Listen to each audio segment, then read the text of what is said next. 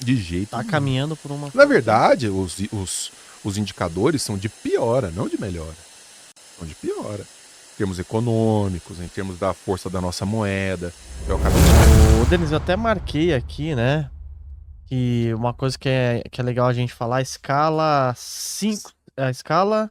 Estão discutindo várias, Várias né? escalas, né? Eu não sei se é Não 5 vi por ainda. 4, 6 por 2, né? Sim, cara, sim. 5 por 3, 4 por 3. É Sigla tiro, você já sabe já sabe o que vem. já sabe o que vem, né? O É, pessoal do é. pessoal nunca gostou muito de trabalhar. O Thomas Sowell, que é um autor ao qual eu também me dedico, Sim. ele está vivo, é um senhor de mais de 90 anos de idade, um grande nome da liberdade nos Estados Unidos e no mundo. Sim. Ele fala que os políticos são mentirosos porque as pessoas demandam mentira. Então, assim, quem vota? As pessoas que votam pedem por mentiras, então o político oferece isso a elas. É muito fácil você chegar e falar assim: proposta de lei na canetada que vai fazer com que você deixe de trabalhar 6 dias ou 44 horas para trabalhar 3 dias, 4, 5. Olha só que beleza. Basta dar uma canetada aqui e resolver isso. Mas é preciso fazer conta, né? Porque não tem almoço grátis. E a conta não muitas, ou quase 100% não vai fechar, né? Se essa lei passa, o Brasil, que já é um país quebrado, cara, vai para um buraco infinito. Por um motivo muito simples. Veja, vamos para os fatos, né? Eu sempre estou muito interessado nos fatos mais do que nos argumentos. Geralmente, quando você tem uma boa ideia, é preciso confrontá-la com os fatos. Porque os fatos sempre vencem as boas ideias. O brasileiro, ele é um dos trabalhadores menos produtivos do mundo. Há diversos fatores para isso. Escolaridade baixa, tecnologia baixa, enfim, diversos fatores, não vamos entrar nisso aqui.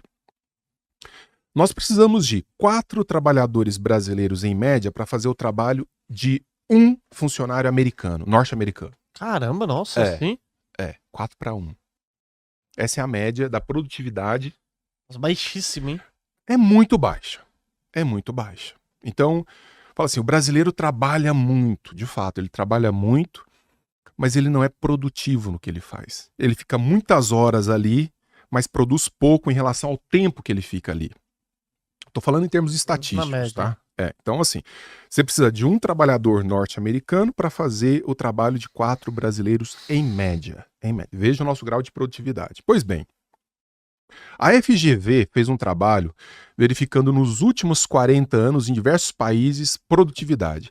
No Brasil, nós aumentamos em 0,6% a nossa média de produtividade, 0,6% em 40 anos. É uma das piores taxas do mundo em termos de produtividade. Uma das piores do mundo. O que significa, então, você dizer que vai reduzir em 1 dia ou 2 dias carga horária de trabalho desse trabalhador brasileiro? Que a conta não vai fechar. Se ela já fecha com muita dificuldade, ela basicamente não vai fechar. Significa dizer o seguinte: eu vou reduzir a carga de trabalho de alguém que já é, de modo geral, bastante improdutivo. Eu vou reduzir em 20%, 30% essa carga horária de trabalho e vou continuar pagando o mesmo tanto para ele? Não faz sentido nenhum, né? Como é que eu pago isso?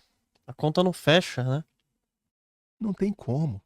Então, na verdade, o sistema brasileiro foi criado para ter a real sensação, e que é verdadeira, de que para quem paga é muito caro e para quem recebe é muito pouco. É assim que acontece no Brasil. Mas ninguém está discutindo verdadeiramente o que importa, que é: pesa sobre o contratante, o empresário que contrata o trabalhador, 70% de carga tributária sobre a contratação. É muita coisa, né? Que Cadê o empresário... governo falando assim? Não, beleza, vamos reduzir a carga horária de trabalho, vamos para 5 para 2, 4 para 3, que eu acho justo o cara trabalhar menos, cara. 6 por 1 é pesado.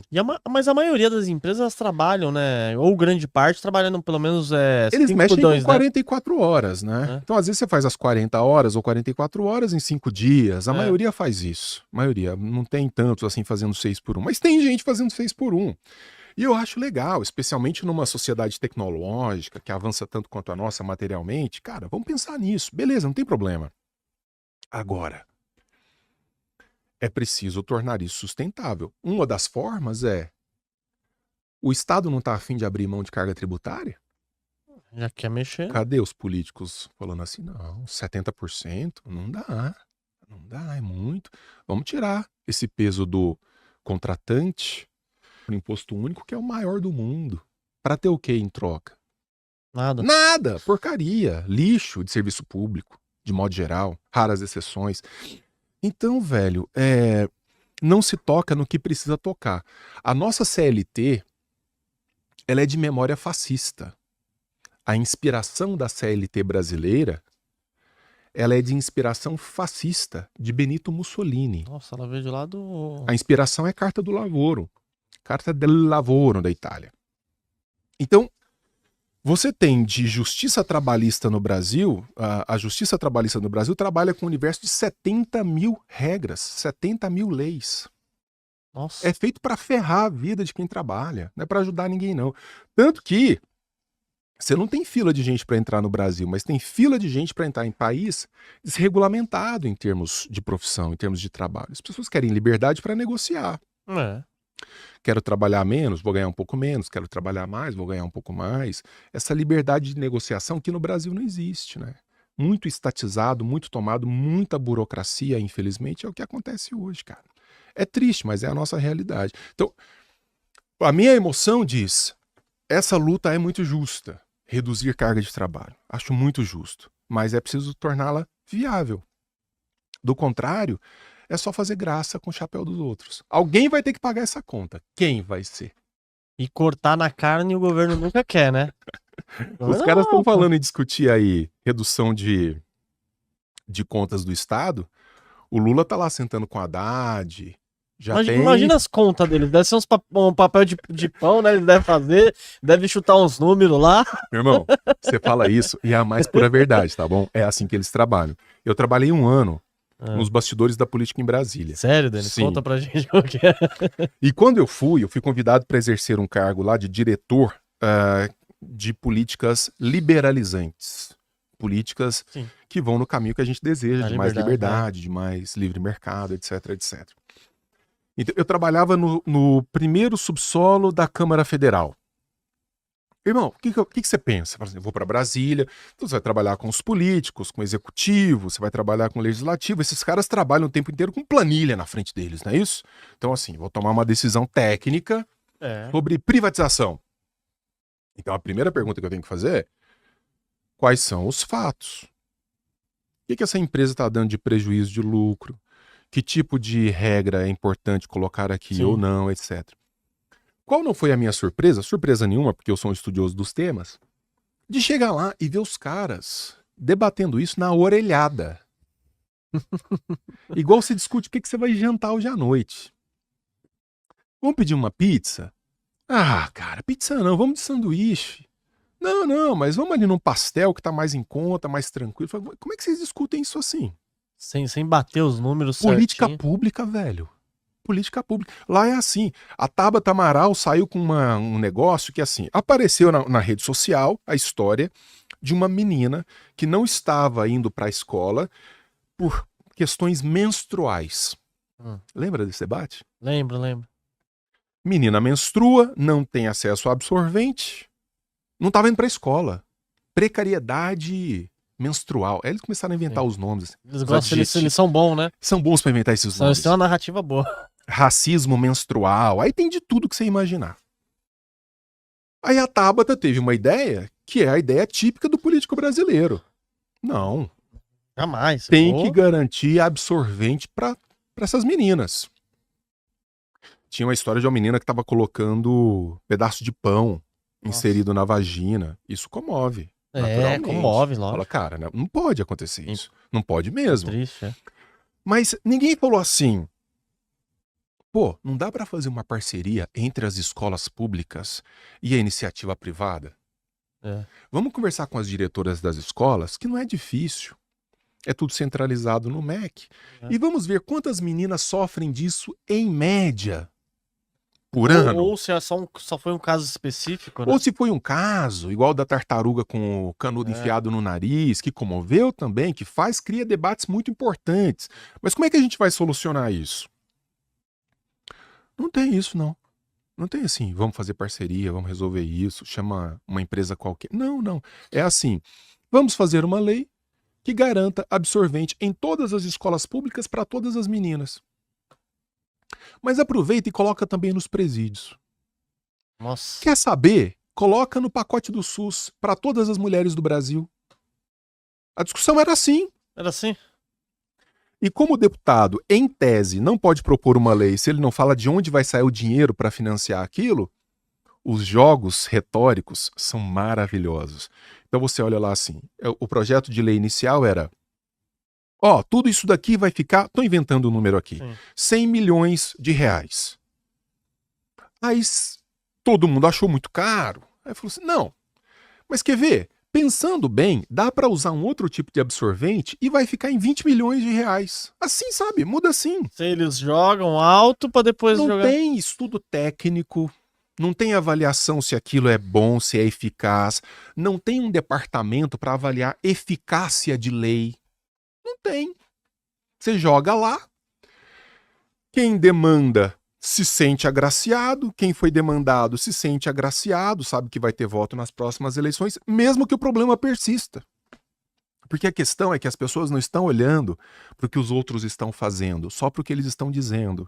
Verdade. Por isso que está todo mundo em rede social pegando o deputado e falando assim, olha que fala maravilhosa, olha que discurso lindíssimo. O presidente, olha que discurso fantástico. Não interessa de que lado não, tá? Direita, esquerda. Mas o que esse cara tá fazendo? Eu quero olhar para os atos, para as ações. Deixa de ser retardado e olha para o que o cara tá fazendo nas suas costas. Não porque ele tá falando diante das câmeras. Verdade. Veja se ele está sendo íntegro entre o que ele está falando e o que ele está fazendo. Você vai descobrir um país do qual você não vai gostar muito. Complicado, surreal, né, Denis? Cara, é surreal. E, Denis, você que ficou muito ali, né, nos bastidores e tal, vendo como que eles tratam o dinheiro público, né, que é o seu dinheiro. Você acredita que o Brasil ainda tem uma solução? Qual que é a sua visão? Naturalmente tem. Do contrário, eu nem faria o que eu estou fazendo. Mas eu não sou esperançoso no sentido de ser um idealista que vai achar que essa solução vai cair do céu ou que vai ser resolvido com o próximo presidente da República. Não vem daí a solução. A solução vem de uma mudança do indivíduo, que é feita por um processo educacional.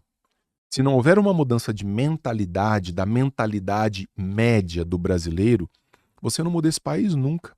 Na verdade, olhando para os fatos hoje, pegando os números, a nossa realidade, olhando para o que o MEC está fazendo, olhando para o que a economia está fazendo, como os nossos políticos estão trabalhando, e pior, olhando para as demandas que a sociedade faz, eu não acho que a gente saia desse buraco nos próximos 50 anos, de jeito nenhum. De jeito nenhum. Caminhando por uma... Na verdade, os indicadores são de piora, não de melhora. São de piora. Em termos econômicos, em termos da força da nossa moeda. Eu acabei de chegar do Chile agora mesmo. O real, daqui a pouco a gente vai ter que carregar de carrinho de mão lá para comprar uma garrafa d'água. Aqui. Tá? Então, assim, dos anos... não quero dar uma informação errada. Salvo engano, dos anos 70 para agora, nós dobramos a carga tributária sobre o povo brasileiro. E quando você pega os índices de melhora da vida social, eles não existem. Não existem. É gente morrendo em fila dos... Quem defende o SUS? Basicamente quem não usa o SUS ou quem depende dele pontualmente. Porque Verdade. eu não desejo isso pra ninguém. Eu não desejo isso pra... Nenhum dos políticos eles estão lá no SUS, né? Vai ver só no Einstein. Tá em escola pública? Tá em escola pública? De jeito nenhum. Então, assim, bom, tem pesquisas que indicam que as 3 coisas que os brasileiros pobres mais querem, se ganham algum dinheiro, estão nessa ordem. Primeiro, ter casa própria, não depender de aluguel, que realmente pesa muito. As 2 outras, sair da escola pública e não depender de saúde pública. Não deve ser tão bom assim, né? Então, quer dizer, se o brasileiro médio, que não é exatamente um povo instruído, instintivamente responde isso, fala, cara, tem duas coisas das quais eu gostaria de sair imediatamente se eu pudesse. Pagar um plano de saúde e pagar uma escola para o meu filho. Verdade, né? Eu acho que todo brasileiro, né? Quando melhora um pouquinho, ele já Ele começa. já tenta... Ele fala, putz, eu vou. Igual agora, eu tenho a Laura, 3 anos e 8 meses. Já tô vendo algumas escolas pra ela, tô indo visitar as escolas, vendo o que eles oferecem, né? Cara, Porque porque o cara assim. que depende de escola pública, ele não tem alternativa, né? Se você tá pagando escola privada, a gente tá em São Paulo, você vai pagar 2 mil, 3 mil, 5 mil de Aí. mensalidade. Aí se o cara vai lá e ensina, sei lá, problema de ideologia de gênero para um menino de 5, 6 anos, você como pai tem o direito de dizer, eu não quero que meu filho estude ou mexa com isso Sim. nessa idade, para mim tá cedo demais, eu troco de escola. Agora e para quem tá na escola pública, com os índices educacionais que nós temos no Brasil? Que alternativa?